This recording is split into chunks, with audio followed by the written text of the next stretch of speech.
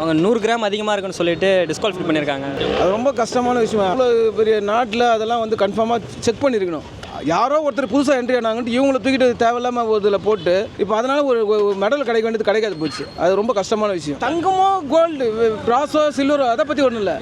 யாரும் போக இதுவே ஒரு ரெக்கார்டு. அதாவது முடி வெட்டினாங்களாம், இப்போ அதெல்லாம் ரொம்ப விஷயம். பர்சனலாக ரத்தத்தை எடுத்திருக்காங்க. அதெல்லாம் வந்து ரொம்ப கஷ்டமான விஷயம். அவங்கவுங்களுக்கு ஒரு ஒரு கேட்டகரி இருக்குது. அந்த கேட்டகரியை திடீர்னு மிஸ்யூஸ் பண்ணி அதனால் போச்சுன்னும் போது வந்து டோட்டல் எல்லாருக்கும் அவமானம் தான் இது. ஏன்னா ஏற்கனவே ரெக்கார்ட் பண்ணவங்களாம் இவங்க பீட் பண்ணி போயிருக்காங்க. அது ஒரு பெரிய விஷயம். மற்றதெல்லாம் மட்டும் ஒரு அப்போலோ ஹாஸ்பிட்டலுக்கு போனால் 1 ஹவர் கால் ஹவருக்கு டெஸ்ட் செக் பண்ணுறவங்க இவ்வளோ பெரிய விஷயத்தை கோட்டை விட்டாங்க. ரொம்ப தப்பு தான். இது யாருண்ணா இதுக்கு காரணம் நினைக்கிறீங்க? அது அவங்க மேலே இருக்கிறது தான் தெரியும். இந்தியா கவர்மெண்ட்டா இல்லை ஒலிம்பிக்கா? மோடிஜி ஓப்பனாக சொல்கிறோம் போப்பானி.